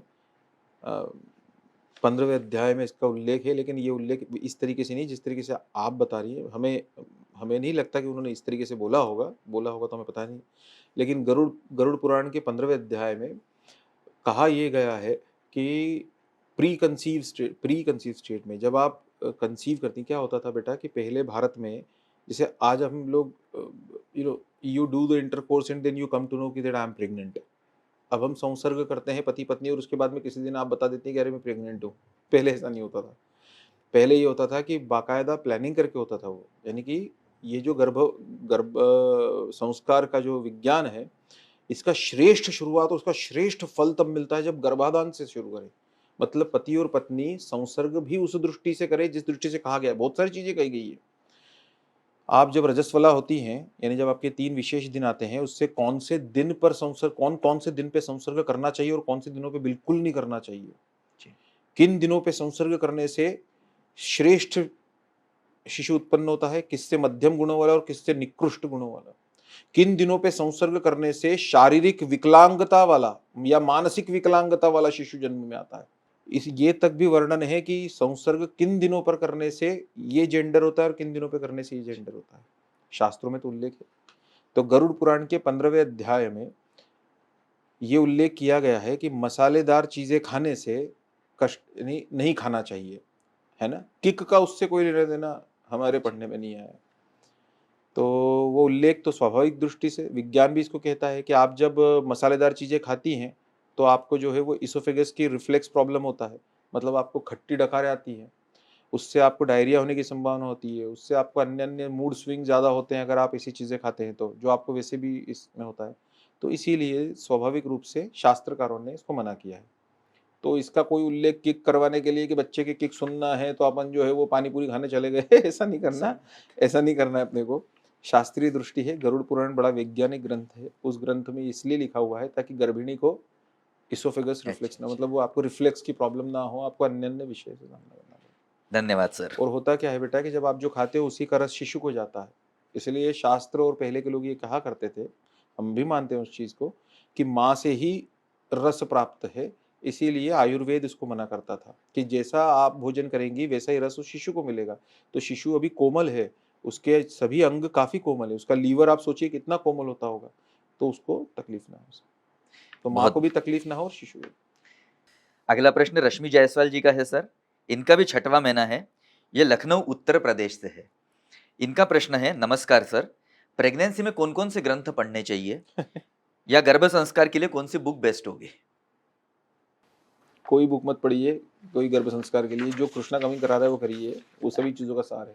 पुस्तक कौन कौन सी पढ़नी चाहिए? हाँ, म्हणजे ग्रंथ वगैरह सा जो ग्रंथ आपको मानसिक शांतता देते हैं और भगवान की तरफ लेके जाते हैं। रामायण पढ़ सकते हैं, श्रीमद् भागवत पुराण पढ़ सकते हैं, भगवत गीता पढ़ सकते हैं, आप महापुरुषों के जीवन चरित्र पढ़ सकते हैं, स्वामी विवेकानंद, रामकृष्ण परमहंस के बारे में पढ़ सकते हैं, आप वॉरेन बफे की स्टोरी पढ़ सकते हैं, आप सचिन तेंदुलकर की लाइफ स्टोरी पढ़ सकते हैं। जो भी चीज़ आपको अच्छी लगती हो और उसका कोई दुष्परिणाम, उसमें कोई बुरी चीज ना, वो सब पढ़ सकते हैं उसमें। धन्यवाद सर। अगला प्रश्न किरण यादव जी का है सर। 8वां महीना है। ये वारासियोनी मध्य प्रदेश से है। इनका कहना है, नमस्कार सर, मैं यह जानना चाहती हूँ कि क्या प्रेगनेंसी के दौरान सपने में जो भी दिखाई देता है क्या वही आत्मा जन्म लेती है? नहीं, ऐसा सब जो दिखाई देता है वही आत्मा जन्म नहीं लेती। नहीं तो फिर जिनके सपने में सांप दिखाई दिए गए वो तो फिर आज रात को नींद नहीं, सो ही नहीं पाएंगे। ऐसा नहीं है बेटा। क्या नाम है? श्री राम। किरण यादव। किरण जी, शास्त्रों में कुछ चीजों का उल्लेख है कि अगर मान लीजिए हाथ में कमल अगर दिखाई देता है अपने को, या अपने को मोर दिखाई देता है, या मोर का पंख दिखाई देता है, या फिर अपने को उदाहरण के तौर पर शिवालय दिखाई देता है, या उदाहरण के तौर पे अपने को गणपति दिखाई दे रहे हैं बार बार, उसका उल्लेख शास्त्रों में है। पर ऐसा नहीं है कि जो दिखाई देता है वो आ जाता है, ठीक है, वैसा नहीं है। और अजून कहिएगा त्यांचा प्रश्न? नहीं, एवढाच होता है। आप दिन भर में जितनी चीजों में डील करते हो ना, वो चीज आपके सबकॉन्शियस ब्रेन में सेव्ड रहती है। वो सबकॉन्शियस ब्रेन आपको रात को सोते समय उसको वो आपको याद आता है। जी, धन्यवाद सर। किरण जी, आपको आपके प्रश्न का उत्तर मिल गया होगा। अगला प्रश्न नुपुर कुलकर्णी जी का है सर। 5वां महीना है, औरंगाबाद, महाराष्ट्र। इनका प्रश्न वीडियो फॉर्म में है। जय श्री कृष्ण सर, मेरा नाम है नुपुर कुलकर्णी, मैं औरंगाबाद महाराष्ट्र से हूँ। ये मेरे प्रेगनेंसी का 5th मंथ चल रहा है। ये मेरी 2nd प्रेगनेंसी है एंड मेरे फर्स्ट प्रेगनेंसी के लिए भी मैंने कृष्णा कमिंग का लाभ उठाया था। मैं तहे दिल से आपका शुक्रिया अदा करना चाहती हूँ कि आपने हमारे लिए, सारे गर्भ सखियों के लिए ये एक इतना सरल प्लेटफ़ॉर्म प्रोवाइड किया है। Sir, I am blessed to be a part of Krishna coming. Sir, जैसे हमने देखा है कि त्रेता युग में श्री राम भगवान ने हमें त्याग की शिक्षा दी थी। सब मोह माया को छोड़ के सब मोह माया का त्याग करने की शिक्षा दी थी। और द्वापर युग में हमने देखा कि श्री कृष्ण ने धर्म रक्षण के हेतु शस्त्र उठाने की शिक्षा दी थी। तो अभी कलयुग चल रहा है, तो मुझे आपसे पूछना था कि मेरा आचरण कैसे होना चाहिए? क्योंकि जैसे हम कहते हैं, जैसे हमारा आचरण है वैसे ही हमारे शिशु का आचरण होगा। तो स्वयं के रक्षणार्थ हेतु, धर्म रक्षणार्थ हेतु मेरा आचरण कैसा हो और उसी प्रकार मैं अपने शिशु को कैसी शिक्षा दूँ ताकि वो इस कलयुग में पवित्र रह के भी स्वयं का और धर्म का रक्षण कर सके। कृपया मार्गदर्शन करें। धन्यवाद। नुपूर, तू किती लहान दिसते ग. असं वाटतच नाही की तुझी दुसरी पिढी नाही, असं वाटत नाही ना? पहिले पण कृष्णा कमिंगला होत्या. हा, ठीक. पण तू खूप लहान दिसते बाबू ताई, म्हणजे असं वाटत नाही राजा की तू आता दुसरी प्रेग्नन्सी मध्ये आहे. तर मला वाटतं हे बाईंना खूप छान वाटतं ना असं ऐकणं की अच्छा लहान दिसून राहिली का मी आता. तर छान आहे. दूसरी बात जो हमें थोड़ी सी खटकी है वो ये है कि तहे दिल से शुक्रिया. अपन अपनी मातृभाषा है ना, हम हिंदी में भी बोले, कोई हमारे राष्ट्र की भाषा है, पर तहे दिल से शुक्रिया जैसे शब्द जितना कम, अब आगे से कोशिश करना, हाँ, नहीं तो वो बच्चा भी जन्म लेके जो है वो सबसे पहले कलमा ही पढ़ लेगा, तो ऐसा नहीं कर. श्री राम जय राम जय जय राम, श्री राम जय राम. मग औरंगाबादचंच नाव संभाजीनगर केलेलं आहे ना आता. संभाजीनगर केलंय. तीसरी बात जो हमें अच्छी थोड़ी सी अजीब लगी वो ये की संभाजीनगर म्हणणं, अब तो संभाजीनगर हो गया है वो. आता औरंगाबादचं नाव कशाला घ्यायचं, जे आक्रमणकार्यांचं नाव नाही का. चौथी गोष्ट, तो पहली चीज, आप अभी बहुत छोटी दिखती हैं, मतलब हमें लगा नहीं आप दूसरी इसमें है. तो दूसरी चीज हमने आपसे कही कि तहे दिल से शुक्रिया, इतना इतना कठिन कठिन उर्दू हमको समझ में नहीं आती. तीसरी चीज जो है वो औरंगाबाद नहीं बेटा, उसको वो तो संभाजीनगर हो गया है ना. और चौथी चीज, तुम जैसी माँ को और कुछ चीज की जरूरत नहीं है. ये प्रश्न अपने आप में सारी की सारी टू बी मदर्स को दिखाने जैसा है.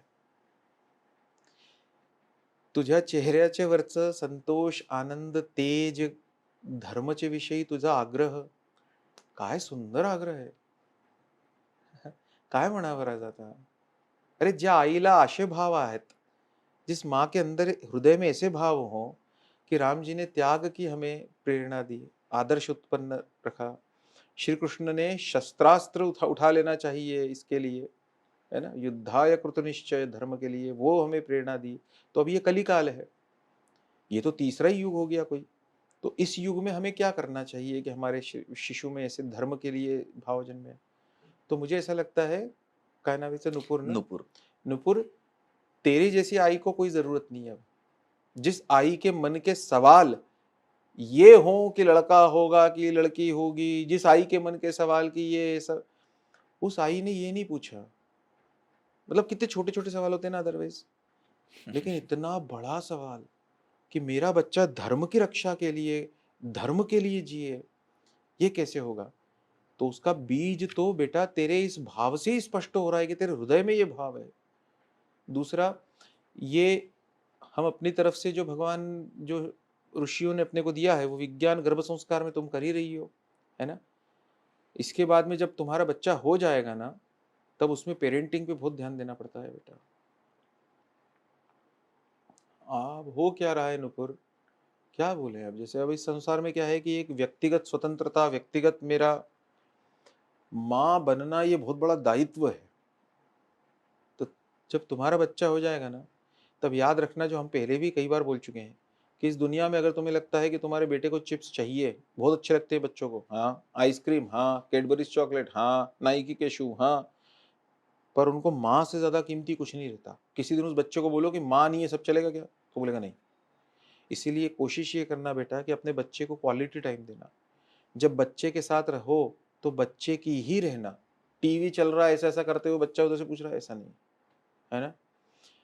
दूसरा कि मैं पहले भी कई बार बोल चुका हूँ, वापस से वही लाइन कहूंगा कि अपने जीवन में परिवर्तन पहले लाना, फिर बच्चे के जीवन में अपेक्षा करना। समर्थ रामदास स्वामी ने कैसा किया था ना, वैसे ही कि एक महिला उनके पास गई बच्चे को लेकर और कहा कि महाराज गुड़ बहुत खाता है, इसको बोलो इसका दांत खराब हो जाएगा। महाराज जी ने कहा कि 8 दिन बाद आना। 8 दिन बाद फिर गढ़ चढ़ के ऊपर गई सज्जनगढ़ बच्चे को लेके, महाराज वो आपने बुलाया था ऐसा। अच्छा अच्छा हाँ, बोले गुड़ का ना, हाँ। बोले 8 दिन बाद लाना इसको। फिर जब गए वापस से तीसरी बार गई तो महाराज जी ने वो बोला कि महाराज वो लाई थी मैं 2 बार, बच्चा बहुत गुड़ खाता है, इसको मना करो। तो महाराज जी ने कहा बेटा गुड़ मत खा ज्यादा, इससे दांत खराब होते हैं, ऐसा नहीं करना चाहिए अपने को। तो महिला बोलती है अरे मुझे तो लगा था आप कोई मंत्र श्लोक कुछ करोगे कि बच्चे का चला जाएगा, आपको यही बोलना था तो पहली बार भी बोल देते।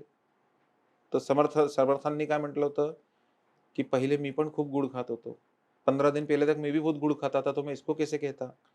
हमेशा अपने जीवन में उदाहरण याद रखना बेटा कि तेरे जीवन का आदर्श उस बच्चे के सामने सबसे पहला और सबसे उत्तम आदर्श है।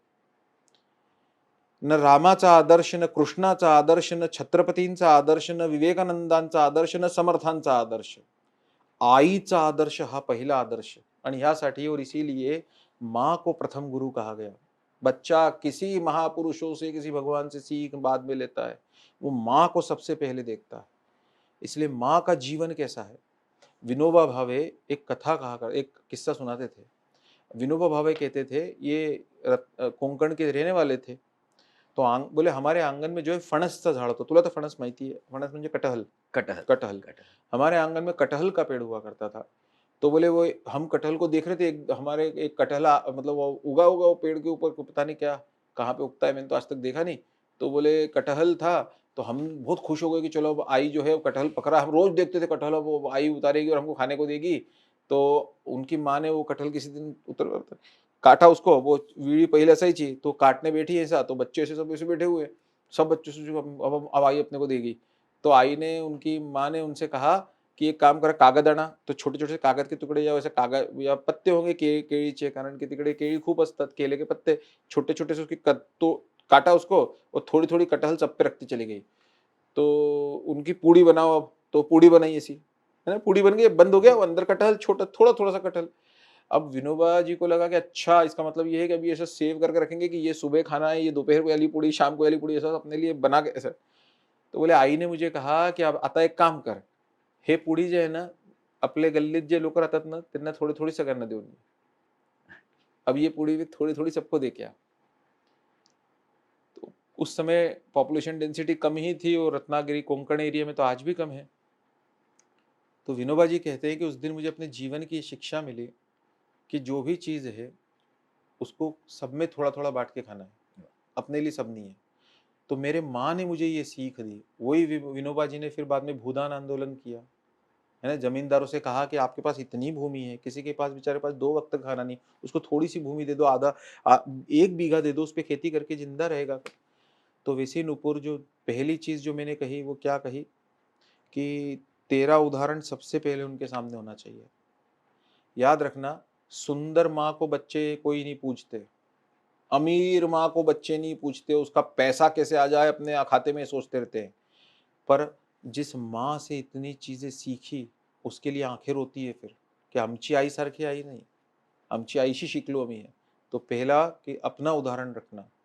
दूसरी चीज क्या रखना बेटा, जो मैं हमेशा लोगों को कहता हूं कि जीवन में कभी भी अपने बच्चों को दूसरे क्या कर रहे हैं ये सोच के बड़ा मत करना। ये माता पिता में बहुत बड़ा भेद का कारण बनता है। क्या आता दुसऱ्यांचे मुलं तर अशी ड्रेस घालून राहिले, काय झालं तुम्हाला, यानी दूसरे के बच्चे ऐसा पहन रहे, क्या हुआ इसमें। वो दूसरों के बच्चे बॉलीवुड पे डांस करने के उनको वो एकेडमी में भेज रही उनकी आई है ना। कभी भी अपने बच्चे संसार से अलग चाहिए तो संसार से अलग करो। ये सोच के बच्चों को मत बड़ा करो कि तुम्हें बच्चे वैसे चाहिए जैसी ये दुनिया है, ये सोच के बड़ा करो कि जैसी तुम्हें ये दुनिया चाहिए। नुपुर को ये दुनिया कैसी चाहिए सोचो। नुपुर को चाहिए क्या कि उसके अभी जैसे हमारे घर पे अभी 18 पुराणों के नाम याद कराने का काम चल रहा है। चतुर्वेद तो उनको याद ही है खैर। तो अभी मैं नासिक गया था बच्चों के साथ में, मतलब हमारी सौभाग्यवती और बच्चों के साथ कृष्णा कमिंग के कार्य से गए थे। सर भी एक बार सर भी साथ में थे और एक बार दूसरी बार 7 दिनों में 2 बार जाना पड़ा अंदर त्र्यंबकेश्वर तक। तो हम त्र्यंबकेश्वर जब गए तो पीछे वो ब्रह्मगिरी पर्वत, वो पर्वत है बड़ा, तो हमने अपने बच्चों को बोला वो देखो वो पवित्र पर्वत सप्तपुरी है, 7 पुरी है, मतलब 7 नगर हमारे पवित्र माने गए, 7 नदियां पवित्र मानी गई, वैसे गिरी पहाड़ पवित्र माने गए। अब कितने लोग हैं जो अपने बच्चों को ये बताते हैं, पर अपन जब बताते हैं ना तो अपने को समझ में आता है कि यार ये बच्चों को ऐसा नहीं है कि इनका कोई रक्त बदल गया था, ये बच्चे को चाहिए था, उनको वैसा कोई दे ही नहीं रहा है ना। इसलिए अपने को ये सब नहीं सोचना कि मेरे बच्चों को मेरे मतलब, अतः आजकल क्या होता है, वो एक पोयम है, हमने एक बार देखा वो पोयम बच्चों के स्कूल में क्या सिखा रहे हैं कि Johnny Johnny yes papa, eating sugar no पापा।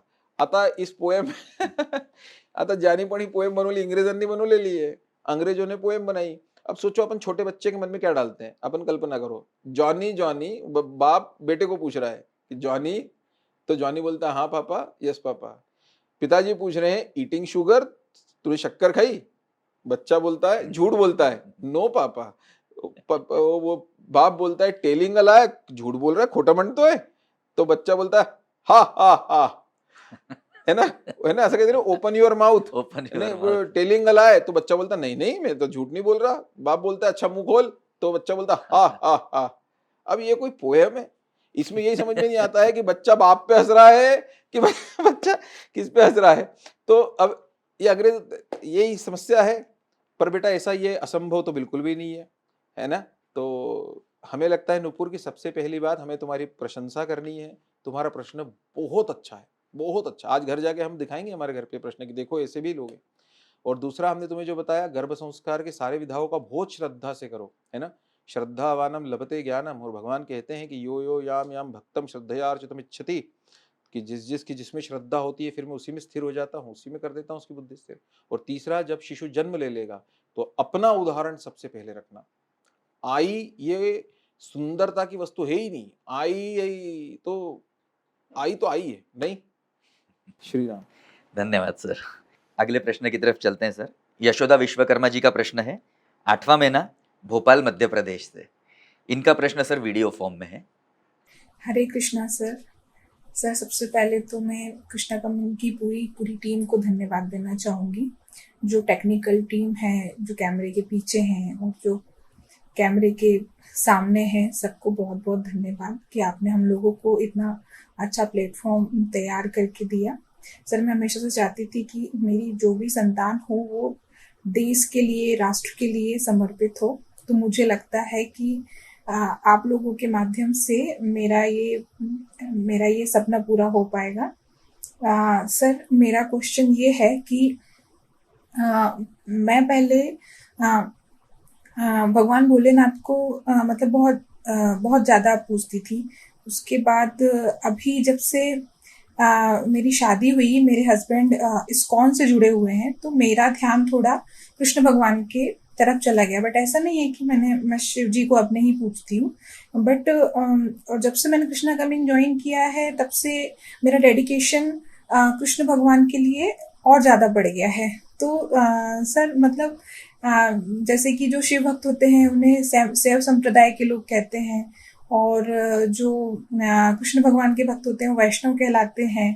तो सर मैं चाहती हूँ कि आप मेरा मार्गदर्शन करें कि मतलब मैं, ऐसा नहीं है कि मैं शिव भक्ति नहीं करती या फिर सिर्फ कृष्ण भक्ति करती हूँ, मानती दोनों को हूँ, बट अभी सर मेरा ध्यान कृष्ण भगवान की तरफ ज़्यादा है। तो आप मेरा मार्गदर्शन करें, धन्यवाद।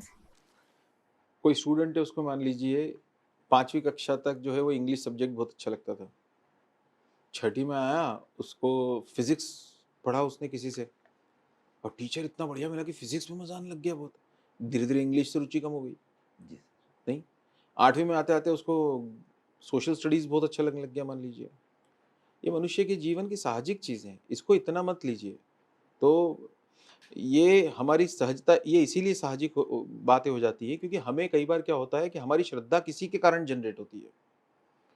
जैसे मान लीजिए मेरे घर पे मेरी माताजी और मेरे पिताजी ये दोनों जो है वो गोंदवलेकर महाराज से दीक्षित थे, अनुग्रह प्राप्त थे, मतलब ये राम जी के इससे। तो हमारे घर पे वही होता रहता था, तो हमें भी उधर की कल्पना हो गई, हम भी उनके बारे में ज्यादा अध्ययन करने लग गए, हमको भी उधर अच्छा लगने लग गया, है ना। जी जी तो इसको इतना मन पे नहीं लेना चाहिए।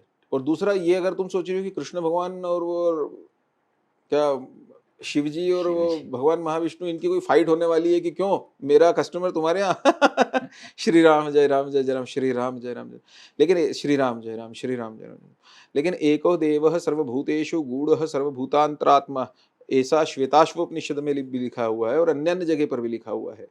तो कि एको देव, सब भगवान एक ही है, अपने को ही अलग अलग दिखाई देता है। जैसे उदाहरण के तौर पर मैं किसी गहने की दुकान पे जाऊं या आप जाएं और आपको पूछे कि सबसे अच्छा कौन सा लग रहा है, तो आप बोलेंगे ये मेरे को ये हार बहुत पसंद आया, नेकलेस। तो उतनी देर में अगर कोई आपसे पूछे कि क्यों वो कान के कुंडल भी तो उसी सोने के बने हुए हैं, तुमको ये क्यों अच्छा लग रहा है, तो फिर उत्तर क्या दोगे? जी तो दोनों का आधार तो स्वर्ण है ना, स्वर्ण ही मूल है।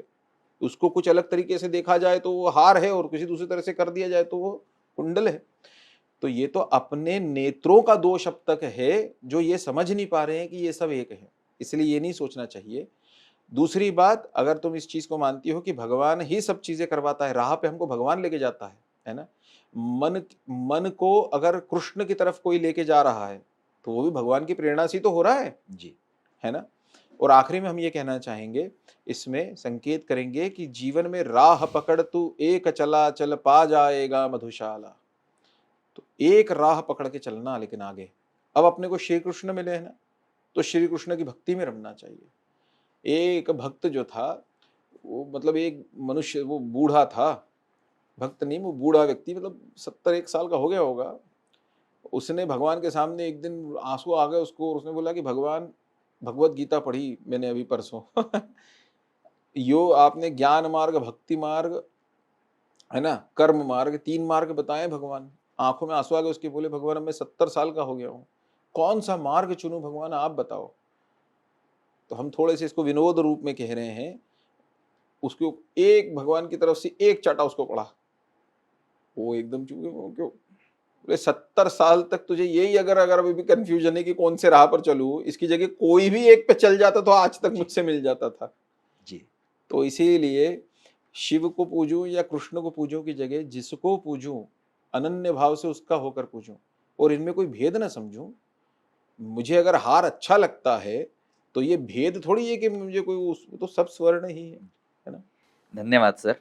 अब आज का आखिरी प्रश्न है सर चीजों में। आप लोगों में से जितने लोगों को भी मैं एक चीज बोल दूं आखिरी में जाने के पहले, कि जितनों के भी अभी 9वां या 8वां महीना ऐसा होगा, अपने को शिशु के जन्म लेने के 10 दिन बाद, है ना, 10 दिन हो गए, उसके बाद शांति पाठ होता है अपने। अब हम आपको क्या बताएं, शास्त्र में तो बहुत ज्यादा लिखा है, लेकिन 10 दिन के बाद में 11वें दिन अपने को शांति पाठ कराना चाहिए।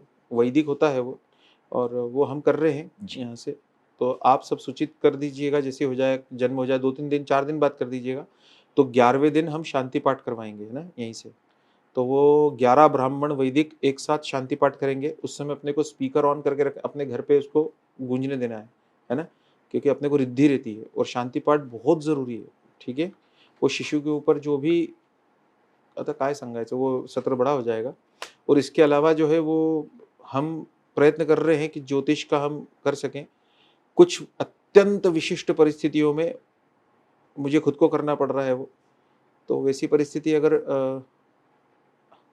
हम प्रयत्न कर रहे हैं कि 1.5-2 महीनों में वो हो जाए। आगे बढ़ते हैं। जी हो सर। गया? आज का आखिरी प्रश्न, अच्छा, ये बचा है। एक प्रश्न आखिरी है। प्रियंका आशीष यादव जी का है, 9वां महीना है सर इनका, जबलपुर मध्य प्रदेश से। इनका प्रश्न है, नमस्कार सर, हमारे प्रेरणा स्रोत बनने के लिए आपको धन्यवाद कहना ही श्री काफी राम, नहीं जय है, राम, जय राम। फिर भी अनेक धन्यवाद सर गुरु की भांति मार्गदर्शन करने के लिए। मैं श्रीमद् भागवत कथा सप्ताह में पढ़ती हूँ, केवल संस्कृत श्लोक पढ़ती हूँ। क्या श्रीमद् भागवत सप्ताह कथा के केवल संस्कृत श्लोक ही पढ़ सकते हैं, या भाषा अनुवाद पढ़ना उसका जरूरी भी है साथ ही साथ श्रीमद् भागवत कथा अधिकतर सुनने के महात्म्य के विषय में सुना है, तो इसके पढ़ने के क्या नियम है, कृपया मार्गदर्शन करें। थोड़ा सा लंबा हो जाएगा, हम ब्रिस्क में बता रहे हैं। देखिए, जब आप कोई संस्कृत के श्लोक पढ़ते हैं, वो श्लोक उन्हीं मतलब वो आप जिसको हम कह सकते हैं कि वो ओरिजिनल चीज़ है। अगर मैं आपको बहुत ही लेमन कॉन्सेप्ट में समझाऊँ तो जब आप श्लोक पढ़ती हैं तो उसका आपको लाभ होता है, क्योंकि वो एज़ इट इज़ आपने जो लिखा है वो पढ़ रही हैं। लेकिन आप एक मनुष्य हैं और उसके मन पर असर पड़ना चाहिए, इसीलिए हम अर्थ पढ़ते हैं, क्योंकि अर्थ हमारे मनुष्य के जीवन में परिवर्तन लाता है ना। जैसे मेरे जी। में क्रोध है और मैंने अगर मान लीजिए कोई पर्शियन लैंग्वेज में क्रोध कैसे कम करना ये पढ़ लिया, तो ये मेरा क्रोध कम इसलिए नहीं कर पाएगा चाहे वो सॉल्यूशन भी लिखा हो, क्योंकि मुझे वो चीज़ समझ में नहीं आई। जी। तो मनुष्यों को अपने जीवन में अपने विकारों में अंतर लाने के लिए उसका अनुवाद पढ़ना चाहिए, है ना? और समझ के लिए हमें रस रहता है उससे। हम अगर श्रीमद् भागवत पुराण का हिंदी में अर्थ पढ़ते हैं तो उससे हमें रस बना रहता है कि अच्छा ये हो रहा है, अच्छा ये हो रहा है, like this. So it is like that. और अगर आप श्लोक पढ़ती हैं तो उसका अर्थ तो है ही, उसका मतलब अंतर, उसका फ़र्क तो पड़ेगा ही। वो भगवान की निःश्रुत वाणियाँ हैं, उसमें तो ही। बिल्कुल। तो बहुत-बहुत धन्यवाद सर। इसी के साथ आज का प्रश्नोत्तर का सेशन समाप्त होता है। तो यदि आपको आज का सेशन पसंद आया है तो गूगल प्ले स्टोर पर जाकर 5 स्टार रेटिंग अवश्य दें। साथ ही बहुत सारी रोचक जानकारी के लिए भी आप हमारे फेसबुक पेज, इंस्टाग्राम आदि सोशल मीडिया प्लेटफॉर्म पर देख सकते हैं। और आगे के सत्र के लिए आपको जो भी प्रश्न विपिन जोशी सर से पूछने हैं तो उसको आप हमारे ऑफिशियल व्हाट्सएप नंबर पे या ईमेल पर भेज सकते श्री हैं। राम। अगले सेशन में हम उन्हें जरूर लेने का प्रयत्न करेंगे। तो सर बहुत-बहुत धन्यवाद धन्यवाद कि सर, आपका आज का सेशन बहुत अच्छा रहा। आपने इतनी चीज़ों का निराकरण किया तो बहुत अच्छे इसमें के साथ आज के लिए इतना ही काफ़ी है। तो अगली बार दूसरे सेशन में मिलेंगे, तब तक के लिए नमस्कार, शुभ रात्रि। अगर आप इस वीडियो में अभी तक बनी हुई हैं तो कॉन्ग्रेचुलेशन। अपने शिशु को गर्भ से ही संस्कारित करने के अपने एफर्ट्स को और बूस्ट कीजिए।